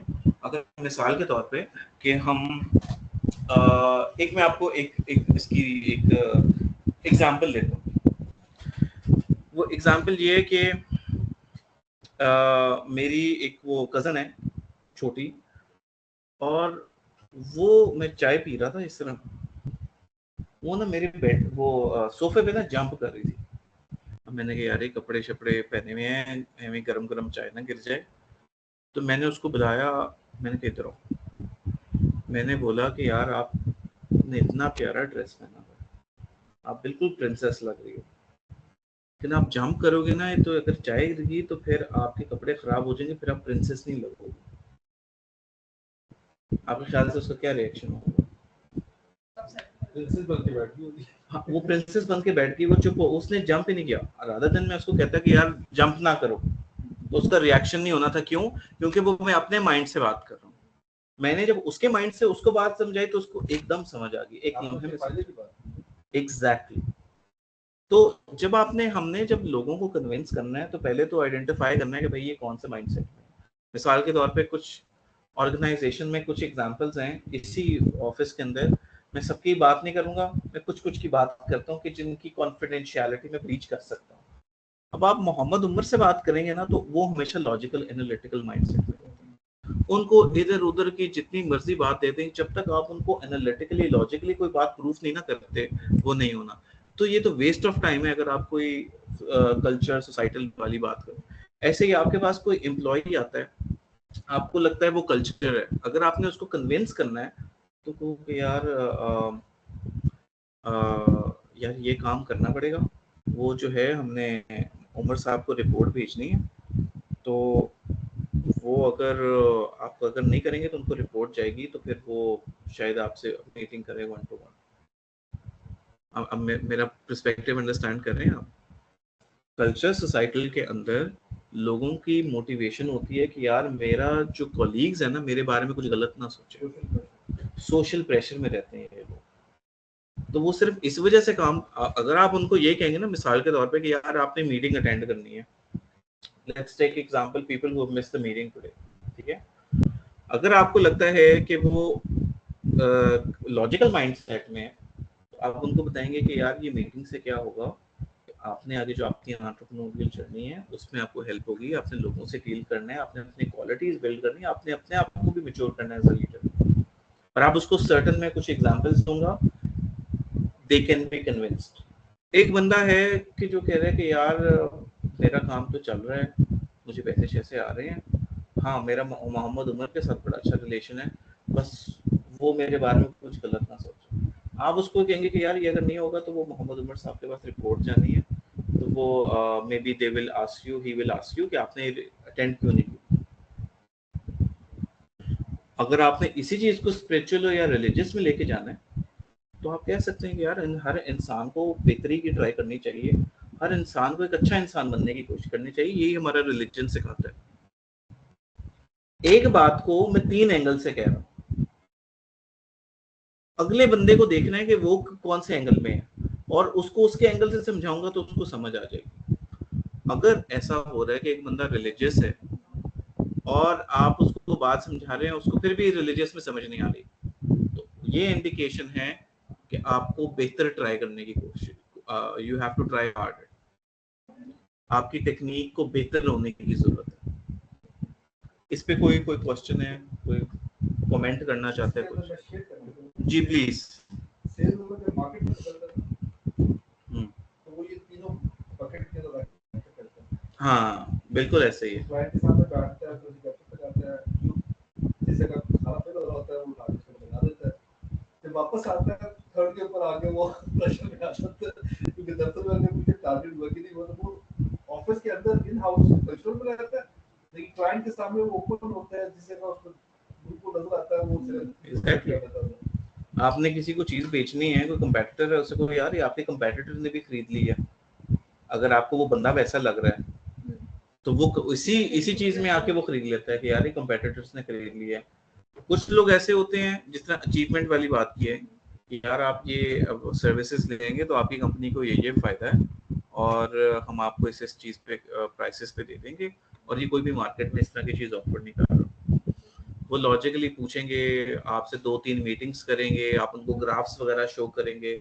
जो लॉजिकल माइंडसेट वाले लोग होते हैं ना, अगेन मैं मोहम्मद उमर की एग्जांपल कोट करता हूँ, उनको बातों से ज्यादा ना ग्राफ्स और नंबर्स समझ आते हैं, उनके वो लॉजिक पे फॉलो करते हैं। You would understand what I am saying. Similarly, तो आपने लोगों के, हमारा टाइम कितना रह गया? आई थिंक ऑलमोस्ट हो गया, 5 मिनट ऊपर हो गए, तो बस मैं अब जाता हूँ towards the end. I think last एक चीज़ है जो डिस्कस करूँगा कि इम्प्रूविंग कम्युनिकेशन। इम्प्रूविंग कम्युनिकेशन के एक साइकोलॉजिकल टेक्निक हम इस्तेमाल करते हैं, जिसको मैं बोलता हूँ स्टिमुलस रिस्पॉन्स मेथड। आपने जब भी किसी से कोई बात करनी है ना, ये एक ऐसी टेक्निक है ये जो थोड़ी सी ट्रिकी है, डिफिकल्ट है, लेकिन विद द टाइम अगर आप इसको प्रैक्टिस करते रहें तो आप इसमें बहुत जबरदस्त हो सकते हैं। अगर मैं चाहता हूँ कि यार मैं अपने आप को, अगले बंदे को कन्विंस कर सकूं किसी चीज पे, तो पहले अपने ज़हन में सोचें कि आप अगले बंदे को कौन सी इमोशनल या साइकोलॉजिकल स्टेट में लाना चाह रहे हैं। मिसाल के तौर पे आप अगले बंदे को गुस्सा चढ़ाना चाह रहे हैं, ठीक है? अब आप उल्टा सोचें कि मैं क्या ऐसा बोलूंगा कि अगले बंदे को गुस्सा आ जाए।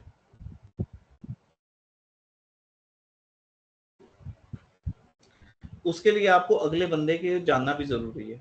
यू नीड टू अंडरस्टैंड कि अगले बंदे के लिए क्या चीज इंपॉर्टेंट है। सो मिसाल के तौर पे ताबिंदा, आप कोई ऐसी एग्जांपल लें कि किसी ने कोई आपको बात बोली और आप उससे चिढ़ गई हो।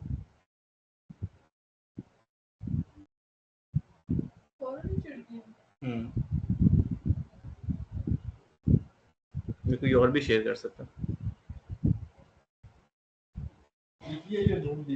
आपको पता चल गया क्लाइंट में क्या माइंडसेट है, उसके खिलाफ बात करें। एग्जैक्टली। आप पहले ये सोचें कि अगले बंदे को कौन सी अपनी स्टेट में लेके जाना है, और फिर वर्क बैकवर्ड्स कि मैं क्या ऐसी चीज बोलूं कि वो इमोशन ट्रिगर हो जाएगा। वो एंगर भी हो सकता है, वो हैप्पीनेस भी हो सकता है, वो लव भी हो सकता है, वो एक्सेप्टेड भी हो सकता है, वो थैंकफुल भी हो सकता है। लेकिन एंगर वाले वो मोड में लेके जाते ही नहीं हैं, क्योंकि आपकी कम्युनिकेशन हेल्दी नहीं रहती है। मैं एक मिसाल दे रहा हूँ, एग्जाम्पल दे रहा हूँ। अब इसको ऑपोजिट करते हैं। कि मैं चाहता हूँ कि एक शख्स जो है वो मेरे लिए थैंकफुल हो जाए, यार मेरा शुक्रिया अदा करे। मैं आपको इसकी एक एग्जांपल देता हूँ कि ताबिंदा आती है और मुझसे मांगती है कि आप जो है मुझे एक पेन दे दें, तो मैं ताबिंदा को एक पेन दे देता हूँ। अगले दिन फिर ताबिंदा आती है, वो मुझसे फिर पेन मांगती है, मैं फिर पेन दे देता हूँ। तीसरे दिन फिर पेन मांगती है, मैं पेन दे देता हूँ। अब चौथे दिन मैं कहता हूँ कि यार इसने रोज का मजाक बना लिया। मैं कहता हूँ चलो कोई नहीं, I don't have any issues, मैं इसको पेन दे देता हूँ, लेकिन I want her to be thankful to me, मेरा शुक्रिया तो अदा करे ना। पेन लेके चली जाती है। अब चौथे दिन ताबिंदा आती है, अब मैं सोच रहा हूँ कि मैं क्या ऐसा बोलूं कि जिससे ये थैंकफुल हो जाए। नहीं, डब्बी से भी नहीं खुश होगी। एक हफ्ते के लिए चक्कर बोला नहीं, लेकिन ये पॉइंट नहीं है। पॉइंट ये कि मैं चाहता हूँ कि वो थैंकफुल हो। अगर मैं उसको डब्बी दे दूंगी, वो डब्बी लेके चली जाएगी। अब वो चौथे दिन जब मेरे पास आती है, मैं कहता हूँ ताबिंदा पेन खत्म हो गए थे, मैंने एक स्पेशल जो पेन है वो आपके लिए सेव करके रखा हुआ है। मैंने कहा आप आओगी, आपको जरूरत है क्योंकि आप लेती हो मुझसे, ये आपके लिए पेन संभाल के रखा हुआ है, ये पेन ले लें। आपका रिस्पॉन्स क्या होगा? The person knew I would be coming to him and asking for a pen, and he, valued me enough to consider it. आपने केयर वाली चीज है। एग्जैक्टली अगर आपने किसी के अंदर कन्विंस करना है तो पहले आइडेंटिफाई करें कि आप उसको किस इमोशन या किस साइकोलॉजिकल स्टेट में लेके आना चाहते हैं। जब आपने एक चीज सोच ली कि ये ज्यादातर टेक्निक होती है लॉन्ग टर्म के लिए, मिसाल के तौर पे आपने एक शख्स को मिलना है हफ्ते बाद, 2 हफ्ते बाद, आप कह रहे हैं मैं क्या ऐसा बोलूं कि वो मुझे थैंक यू बोले या वो कहे कि यार वाओ क्या बात है। आप एग्जैक्ट वो वर्ड ज़हन में रखें कि जो आप चाहते हैं कि वो बंदा अपने मुंह से निकाले, और फिर बैकवर्ड वर्क करें कि मैं क्या क्या ऐसे करूंगा या करूंगी कि वो पर्सन सेम वर्ड्स बोलेगा। इसको कहते हैं स्टिमुलस रिस्पांस मेथड, और ये इसकी मैंने आपको छोटी सी एग्जांपल दे दी। आज के लिए हमारा टाइम जरा ज्यादा हो गया, इतना ही। अगर कोई क्वेश्चन है तो प्लीज यू कैन आस्क, बाकी दैट्स इट फॉर टुडे। जी जी सर, मिलेंगे।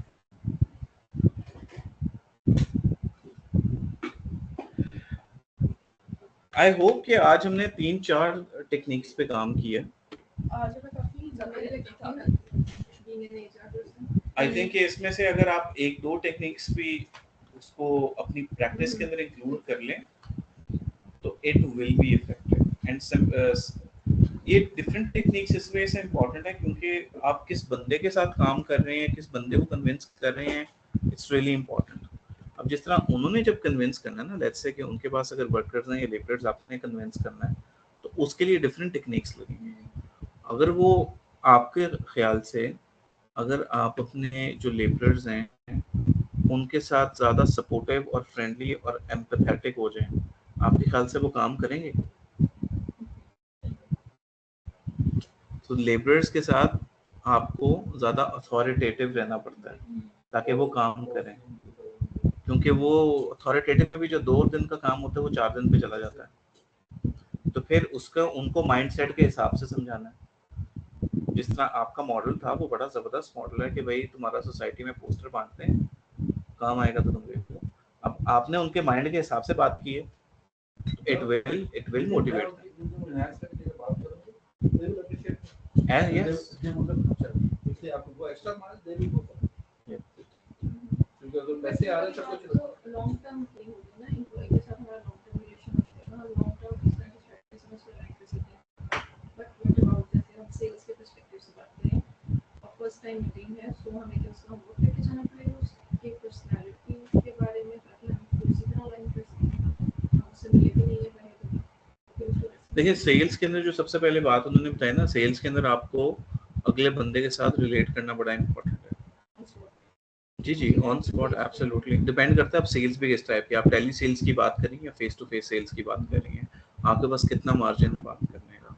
अगर आप टेली सेल्स की बात की कर रही होती है, टेली सेल्स के अंदर लेट्स से कि आपने कोई कॉल सेंटर में आपने कोई B2C कोई नेटवर्क बेचनी, कुछ बेचनी है, उसमें यह ज़्यादातर आप अपने टोन पे काम कर सकते हैं, अपने वॉल्यूम पे काम कर सकते हैं, 2-4 वर्ड्स पे काम कर सकते हैं, दैट्स इट।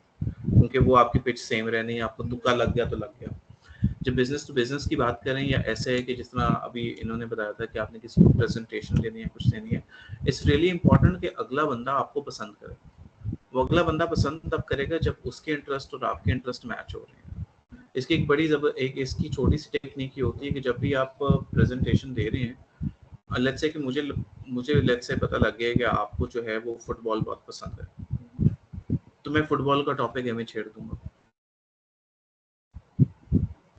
सिमिलरली अगर आपके साथ अरे मुझे लग रहा है कि यार आपको फलां चीज़ बहुत पसंद है, उस सेल्स के अंदर इट्स अ जनरल प्रैक्टिस, उस फलां चीज़ के ऊपर मैं ऐਵੇਂ ही गपशप लगाने लग जाऊंगा कि यार ये, और आपसे पूछने लग जाऊंगा मैं, अच्छा यार ये फलां जो टीम है वो कैसा खेल रही है, वो कैसा कर रही है। ऐसे काफ़ी मैंने अपनी प्रैक्टिस के अंदर मैं एकेडेमिया में भी जब रहा हूँ, मैंने काफ़ी ऐसा हुआ है कि बिकॉज मैं स्टूडेंट्स की लैंग्वेज में बात करता था और उनके इंटरेस्ट की बातें करता था, लेक्चर्स में इंक्लूड करता था, they used to like taking my lectures. क्यों? क्योंकि वो मुझसे रिलेट कर पा रहे हैं, उनको अच्छा लग रहा है, नहीं लग रही चीज, वो रिलेट कर पा रहे हैं, they know what I am talking about.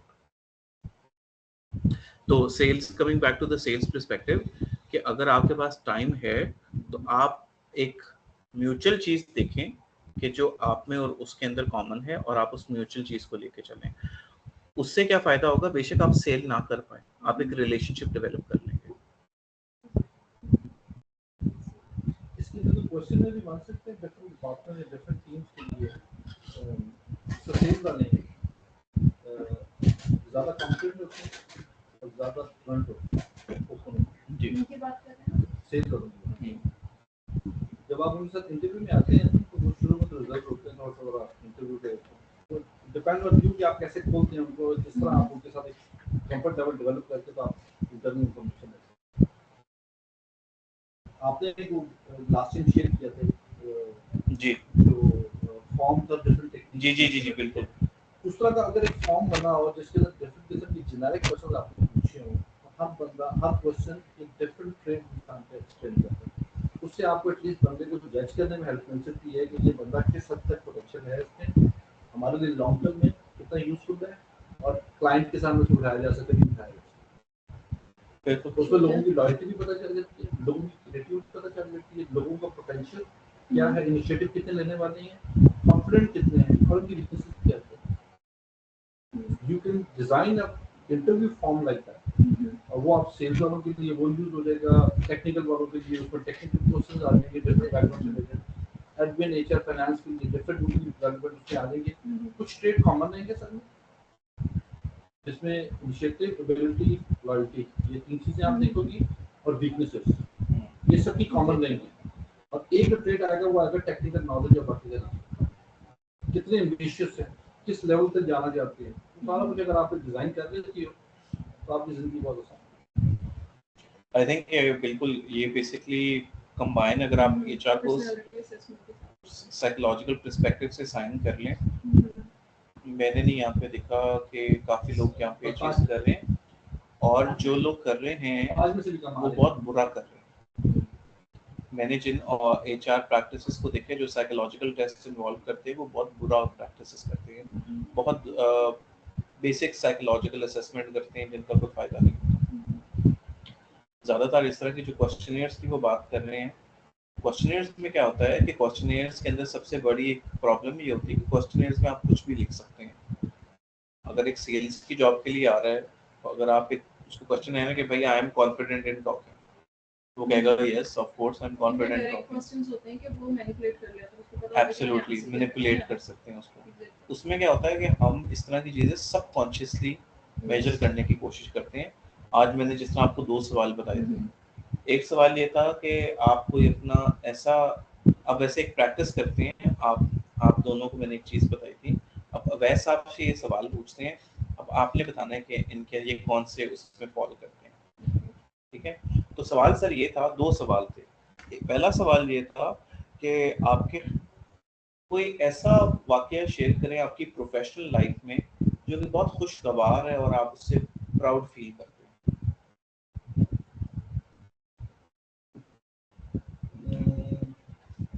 ये किसी ऑर्गेनाइजेशन एक बिल्कुल फील्ड चेंज की बैंकिंग से ऑटोमोटिव इंडस्ट्री में आया, I was fresh there. One track mind था banking में रह रहे थे. So I asked my CEO की opportunities क्या हैं लेकिन ये सब यार global client है learning की opportunities बहुत हैं. तुम्हारे पे डिपेंड करता है कि तुम कितना जल्दी पिक करते हो और क्या क्या पिक करते हो. So मैंने उस कंपनी में मेरे ख्याल में 22 घंटे के काम किए हुए. मैंने 16 days कंटिन्यूस लाहौर में रहते हुए एक इवेंट भी ऑर्गेनाइज किया हुआ है. ठीक है.